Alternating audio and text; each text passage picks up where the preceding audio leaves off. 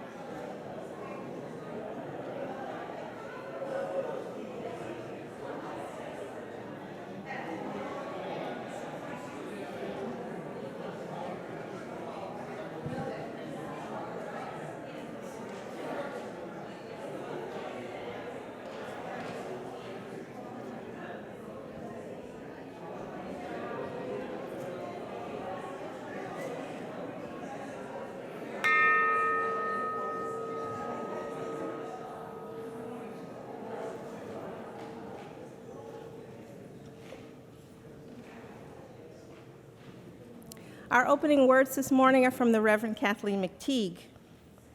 We come together this morning to remind one another to rest for a moment on the forming edge of our lives, to resist the headlong tumble into the next moment until we claim for ourselves awareness and gratitude, taking time to look into one another's faces and see their communion, the reflection of our own eyes.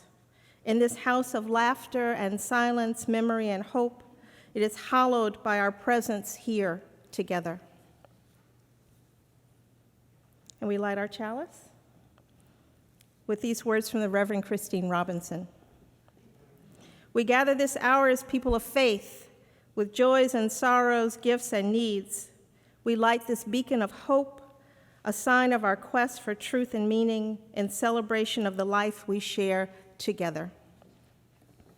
Please rise in body or spirit as you are willing and able to sing hymn number 16, "'Tis a Gift to be Simple." We will sing it twice.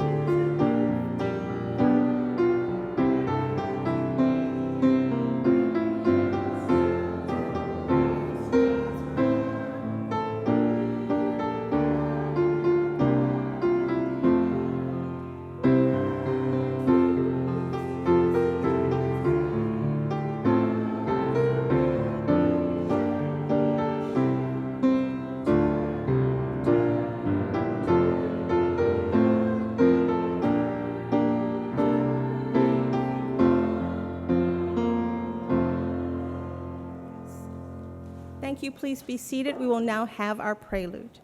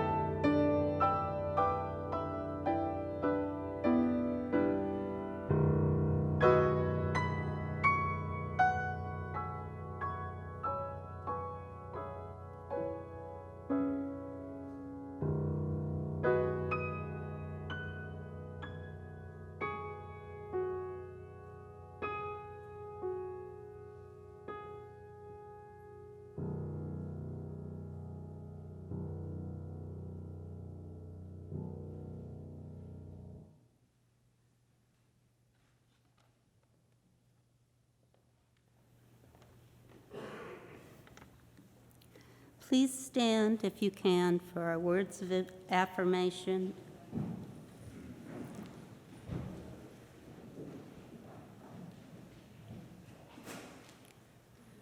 Love is the doctrine of this congregation. The quest of truth is its sacrament, and service is its prayer.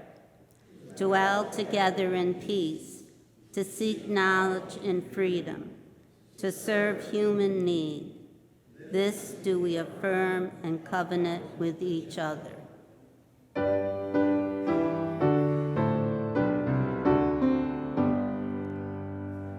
From all that dwell below the skies, let songs of favor on the rise.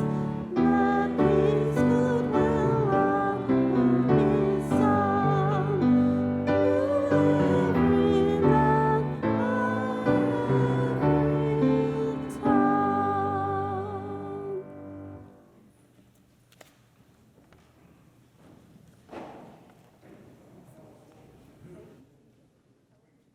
You may be seated.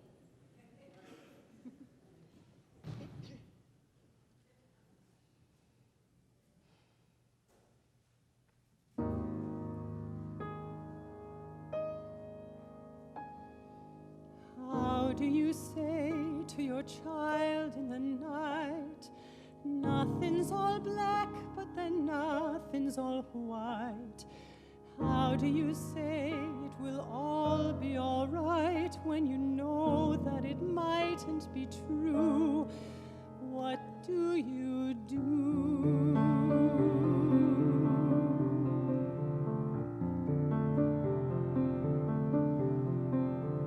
Careful the things you say, children will listen. Careful the things you do, children will see and learn. Children may not obey, but children will listen. will look to you for which way to turn, to learn what to be. Careful before you say, listen to me. Children will listen. Careful the wish you make. Wishes are children. Careful the path they take. Wishes come true, not free. Careful the spell you cast, not just on children. Sometimes the spell may last past what you can see and turn against you. Careful the tale you tell, that is the spell. Children will listen. Guide them, but step away. Children will glisten.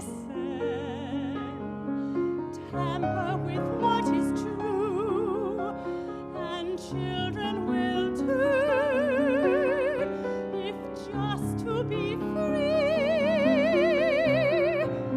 Careful before you say, listen to me. Children will listen. Children will listen. Children will listen.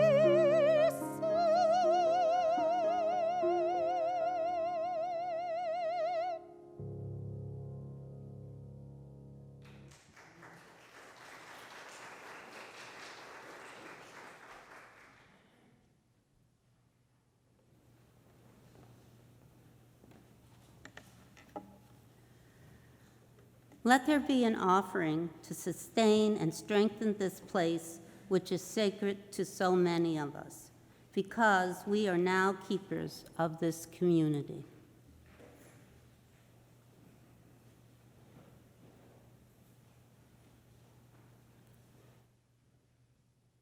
Would the ushers please step forward?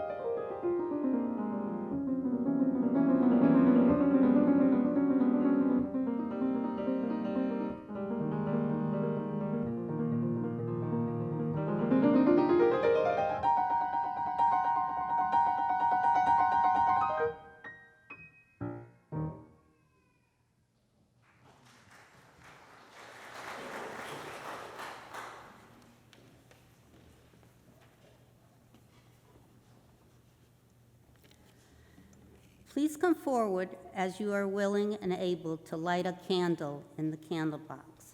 This is a time of silence and reflection on our shared and individual joys and sorrows. Please come forward as you are willing and able to light a candle in the candle box.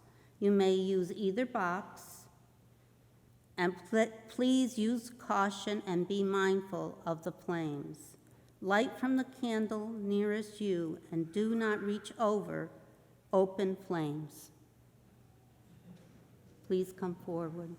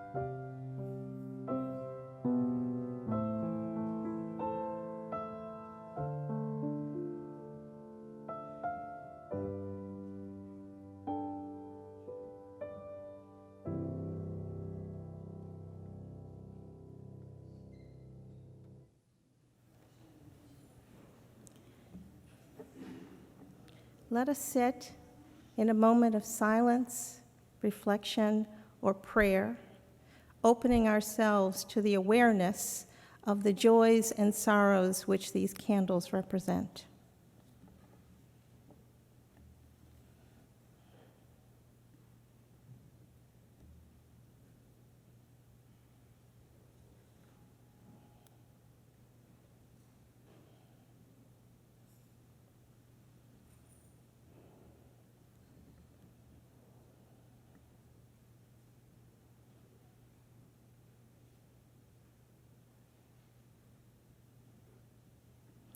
I offer this meditation from the Reverend Carolyn Owen Toll.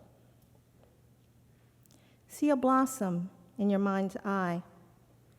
Allow it to fill the interior of your imagination. Greater perfection of form in nature cannot be imagined. With inward gaze, absorb each wondrous fluted petal.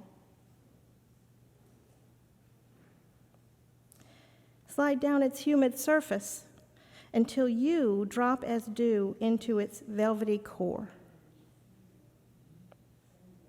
Immerse your senses in this safe chamber. Such fragile beauty gives impulse to weep. Now, slowly reverse the journey. As you ascend the shaft toward wider light, turn your imagination around and around to see its many facets. Stored within it is the memory of all flowers. Marvel at this creation. While utterly fragile, yet undaunted, boldly buds forth, turning resolutely toward the sun.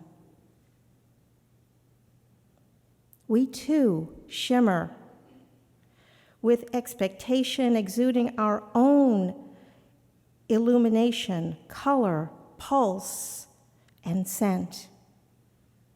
Vulnerable, still we venture our lives courageously toward hope and light, at once fragile and rooted.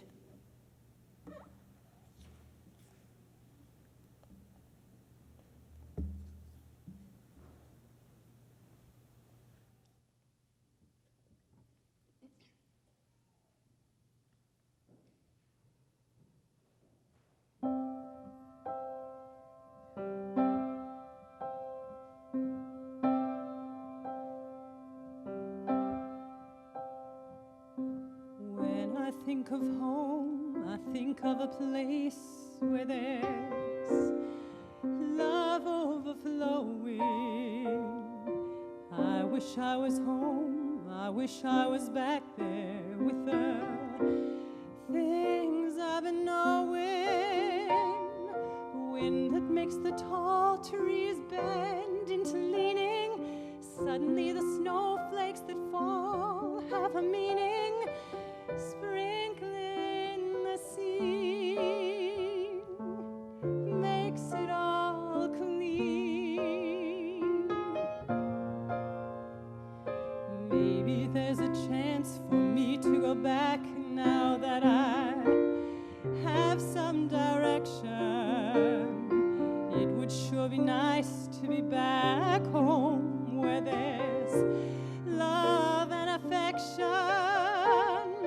And just maybe I can convince time to slow up, giving me enough time in my life to grow up.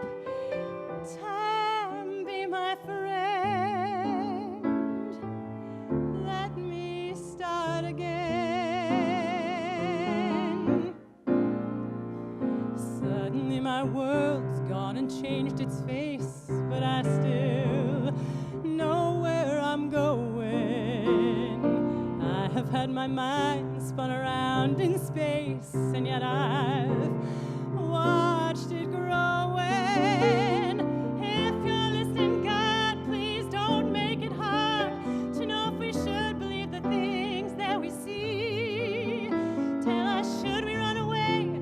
Should we try and stay? Would it be better just to let things be? Living here in this brand new world might be a fantasy, but it taught me to love. So it's real to me. And I've learned that we must look inside our hearts to find a world full of love, like yours, like mine, like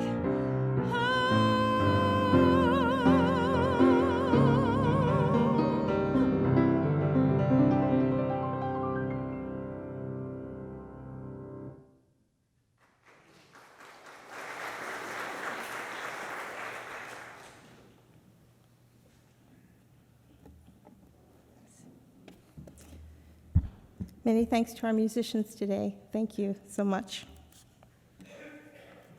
So here's a reading from Dr. Seuss. Oh, the places you'll go. Congratulations, today's your day. You're off to great places. You're off and away. You have brains in your head. You may not have noticed. You have brains in your head. You have feet in your shoes. You can steer yourself the direction you choose. You're on your own, and you know what you know, and you are the person who'll decide where you go. You'll look up and down streets, look them over with care. And some of you will say, I don't choose to go there. With your head full of brains and your shoes full of feet, you're too smart to go on any not-so-good street. And you may not find any that you'll want to go down. In that case, of course, you'll head straight out of town It's opener there in the wide open air. Out there, things can happen and frequently do to people as brainy and footsy as you. And when things start to happen, don't worry, don't stew. Just go right along. You'll start happening too. Oh, the places you'll go. You will come to a place where the streets are not marked. Some windows are lighted, but mostly they're dark. A place you could sprain both your elbow and chin. Do you dare to stay out? Do you dare to go in? How much do you lose? How much do you win? And if you go in, should you turn left or turn right, or right and 3/4, or maybe not quite? Or go around back and sneak in from behind? Oh, on and on you will hike. And I know you'll hike far and face up to your problems, whatever they are. You'll get mixed up, of course, as you already know. You'll get mixed up with so many strange birds as you go. So be sure when you step with care and great tact. And remember that life's a great balancing act. Just never forget to be dexterous and deft, and never mix up your right foot with your left. So, be your name Buxbaum or Bixby or Bray or Mordecai Ali Van Allen O'Shea, you're off to great places. Today is your day. Your mountain is waiting. So get on your way. The words of Dr. Seuss.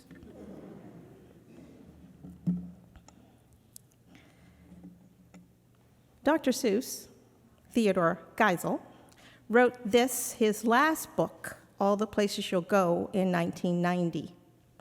And since then, it's become widely read at high school and college graduation ceremonies.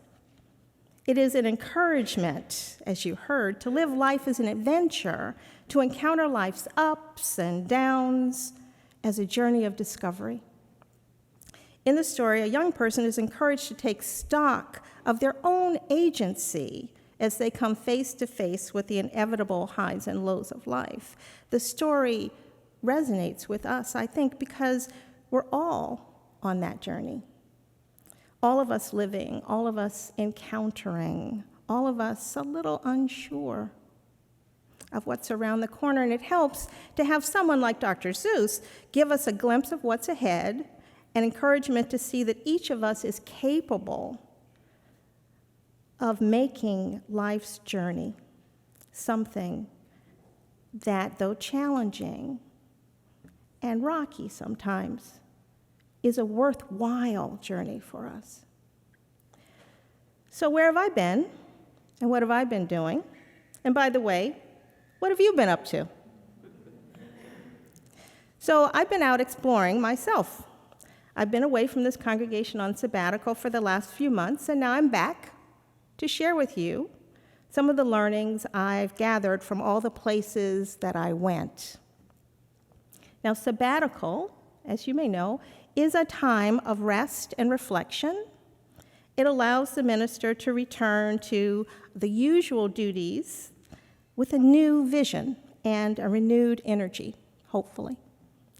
During sabbatical, the minister is relieved from the daily duties of ministry in order to take some time to have some new creativity happen upon us, some fresh insights, to be more greatly receptive to the grace that is around us. While I was away, the Lifespan religious education staff and volunteers kept our program going beautifully. Reverends Wright and Brower filled in for me. The sabbatical committee was there to help me think through things. And I'd like to thank Herb Waldron, Shanti Flott, Margarita Gonzalez, Winterflower Robinson, and Marvin Brown for serving on that sabbatical committee. My focus during my sabbatical included study and travel, mostly in the areas of international Unitarian Universalism, with a focus on Unitarian Universalism in South Africa. And I also was interested in learning about possible and probable and needed institutional change in our Unitarian Universalist Association here in the U.S. I visited our 2 Unitarian Universalist seminaries and other congregations to see examples of worship, religious education, pastoral care, congregational administration, and leadership development that might be useful here for us at UUCSR. There are, of course, these particulars of time and place, the details of my travels that I want to share with you, but not now. So I have a program in September to talk about my visit to the Unitarians in Cape Town, South Africa, which is a small, multiracial, multicultural church that has been in downtown Cape Town for 150 years. So I'll talk about that this September, and I promise to bring pictures. And then in January of 2020, I will have another discussion about the state of Unitarian Universalism here in the U.S., and more information will be about that, and I really want you all to come and be part of that conversation. What I want to share with you this morning is more about the emotional arc of my journey, because all of our journeys have an emotional arc. Those we take individually and the one that we're taking here now together.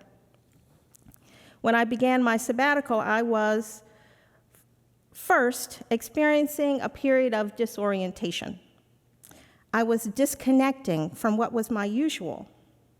You know, one of the concerns you have when you have a very short sabbatical, which I didn't have, I was happy to have one that was sufficient. But when you have a very short time away, it takes a while to actually get away mentally or physically. You know what that's like? If you take like a weekend vacation, it's very different than if you get to take 2 weeks or a month, you know. It takes time just to say, I'm not doing what I usually do, so what am I doing? You know? You have to break away from the habits you form, the habits of mind and body. For instance, I keep regular office hours here at UUCSR 5 days a week, and I go to regular meetings here. Actually, I go to many meetings here. Do you know we have many meetings here? We are a meeting people, right? So there are people that I see and talk to, UUCSR people, on a regular basis. And I have regular visits to Hadley House, and I see the children and their families. All this was suddenly not a part of my daily life. It reminded me of a time in my life when I was a stay-at-home mom. I had young children, and at first before I found the community of stay-at-home moms, I was really disconnected. I had worked up until then, till my son was 2, and my daughter was a baby, and babies and preschool children, it may surprise you, they don't have external calendars. They wake and sleep as they feel the need. They eat when they are hungry. Monday, Tuesday, Wednesday, Thursday, Friday. It's all the same. Day and night, it's the same. They just are. So when my world revolved around babies and preschool children, when I didn't work outside the home, I found myself temporarily disoriented, with nothing to connect me to the frantic and tightly scheduled work world that the majority of people were living in around me. I've had conversations with folks who've recently retired, and they have that similar experience. Separated from the rhythm of the workday, you have to make your own schedule to find a new community that shares your experience, to decide what your own sense is of what you should do and when you should do it. You must make time to build your own priorities. And you suddenly become aware that your body has its own rhythm and its own clock, and you can now attune to it, which is sort of amazing if you haven't done that since you were a child, and suddenly here you are. So moving from here to there, from the known to the unknown, can be uncomfortable and lonely. Even when the new place is longed for, even when the new place is wonderful and full of possibilities, it can be like crossing a river over a shaky bridge. And you, the congregation, also had to disconnect from me. What was that like for you? What did you do without me? What did you save up for me to do when I got back? What did you learn about how things work here at this congregation? Did you find yourself relating to the congregation in a new way or not? And I know that ministry itself can be a mystery to some. Do you have any new questions about ministry? Do you have any new answers for yourself about ministry and ministers here at Shelter Rock? So after a time, of course, I settled into being away from the congregation. I have to admit, though, I was not capable of completely separating. I heard about the small fire here in this worship room. I was devastated to know that the children in the Lunar New Year Dragon were involved. It felt so personal, and it felt so terrible to be away. How could this be happening to my children, and I wasn't there? I wasn't there to protect them. I wasn't there to comfort them. So I decided that I would contact those who were involved. Not everybody, but those who were directly involved. I needed to know that everyone was okay, and I needed you to know that our connection as minister and congregation was different while I was on sabbatical, but our connection was not broken while I was on sabbatical. Our accountability to one another did not disappear because we could not see one another. But as I settled into being away, I was free to give my mind and heart more time to fully be in a place of exploration. I had time to read more, to do more writing. I looked more deeply into the work of narrative theology, which I had done in my Doctor of Ministry. In conversations with colleagues, I was able to make more time to think about ministry, to consider ministry as both a calling and an occupation, to gain ever more clarity about my duties and responsibilities, my goals and my accountability. I had time to take stock and assess my ministry writ large, my ministry out to the world, and my ministry with you. I imagine that you also took stock of our 6 years together. I hope that we have each come to believe that there is still much good ministry for us to do together, much good ministry for us to do here and take out into the world. This congregational year, I'm very anxious for us to increase our adult faith exploration programs with added depth and variety, to expand our intergenerational gatherings so that we may know one another better across generations, to have more family worship options so that our hearts, minds, and spirits may be nourished together. And of course, we begin this period of developmental ministry together with Reverend Brooks. Like Sabbatical, this developmental period will be a time we set aside for deep reflection. In this case, an intentional examination of Shelter Rock's past, present, and its hopes, your hopes for Shelter Rock's future. What are your hopes for Shelter Rock's future? How do you wish to go forward? How do you wish to take all from the past and move it toward the future? What are you willing to do to contribute to making our mission manifest in this world? Along with Reverend Brooks, Reverend Brower, and I welcome you into this time of sharing and planning. We offer our training, our experiences, and our commitment to this process. And we invite you to come. It will not be its best without each and every one of you. There's not a single idea that I can generate that is not made better by your participation in that idea making. And there's no way that any of us as individuals will have the impact that we have together as a community. And when we become a stronger community of faith, we not only help Shelter Rock, we help Unitarian Universalism, and we help the world. My sabbatical experience has given me some new resources for helping and some restful preparation for this time of transition and exploration. I may be able to now outlast any of you in a meeting. Although I would hope you would not challenge me. And about the meetings, just as an aside, I think, too, this is a time for us to think about how and why we do the things we do, right? I'm not opposed to meetings and the mini meetings and the mini committees and the mini gatherings, but I'd like us to think about them not so much as meetings and committees and gatherings. I'd like us to think about them as part of ministry, a part of our caring for one another. Yes, there's work and business to be done, but we must not lose sight of the reason why we are together. And if we put that at the core of everything we do, it'll be so much more engaging and vital and comforting when we are together, even if we have to be in a meeting. So, continuing on the emotional arc of my sabbatical, I now find myself here in the re-entry phase. So, I have been very proud of myself for remembering to come to the office each day. I've gotten back into the workday pattern. I'm discovering how you may have changed while I'm away.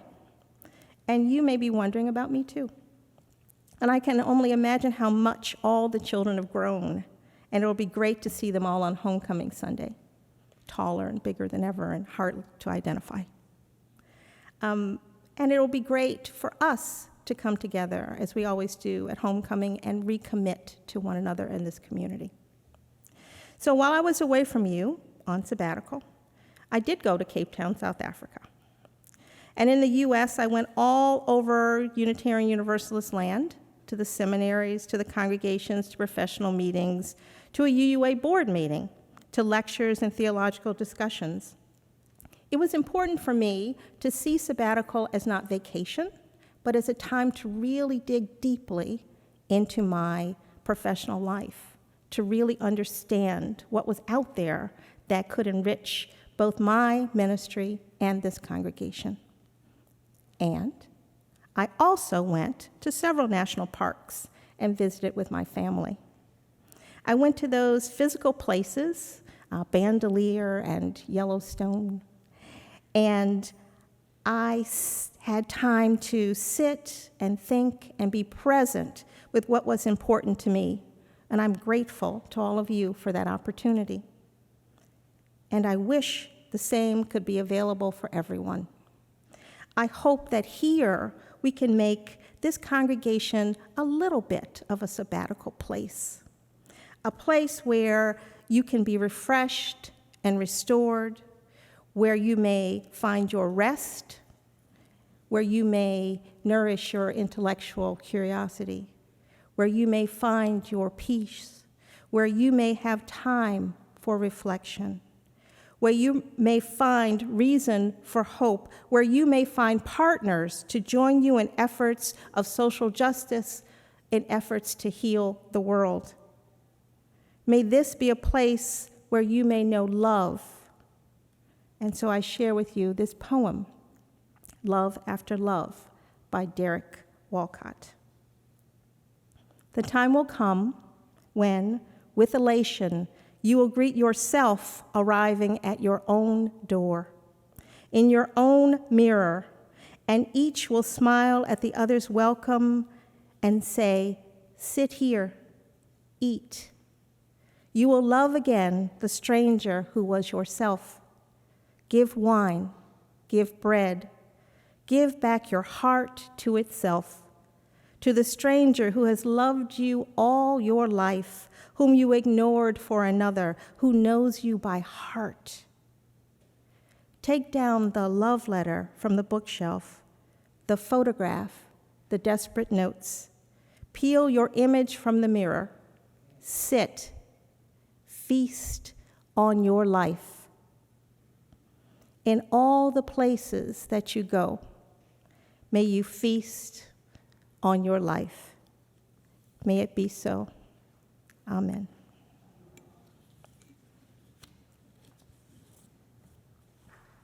Please rise in body or spirit for our closing hymn, number 128, For All That Is Your Life, in the gray hymnal.